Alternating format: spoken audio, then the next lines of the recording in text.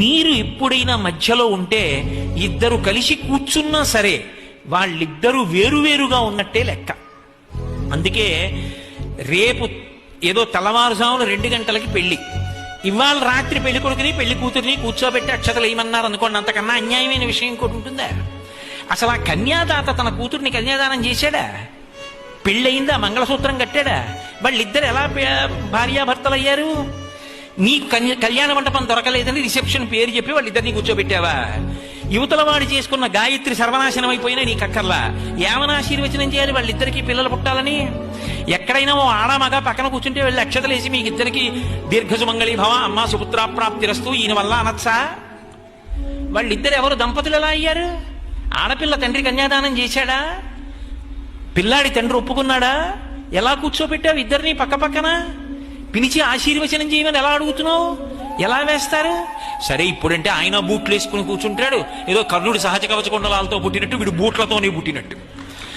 ఆ రోజున మాత్రం ప్రత్యేకం కోట్ వేసుకుంటాడు. కోట్ వేసుకుని బూట్లు వేసుకుని వాడు కూర్చుంటాడు. వాడు ఎలా వాడికి అక్షతలు వేయడం? అసలు బూట్లు వేసుకున్న వాడికి అక్షతలు ఏమిటి? ఆ బూట్లు విప్పకుండానే పెద్దలకి నమస్కారం చేస్తాడు, అదో చమత్కారం. వాడు బూట్లు విప్పితే నామోషి, అందుకని విప్పడం. ఆ బూట్లతో నమస్కారాలు ఏమిటి? బూడిద ఆశీర్వచనమిహ. ఎందుకు ఆ పెళ్లికి వెళ్ళడం?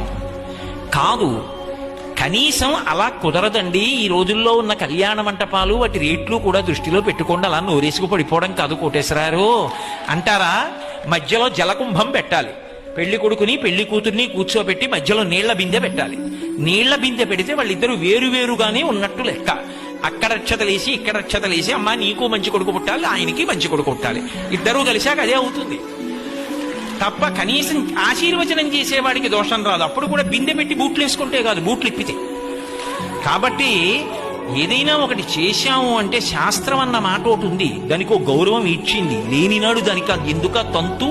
నిన్ననే కదా మీతో తల కొట్టుకున్నాను. శాస్త్రస్య గురువాక్యస్య సత్యబుద్ధ్యావధారణ సా శ్రద్ధ కడితా సిద్ధి యా వస్తూపలభ్యతే.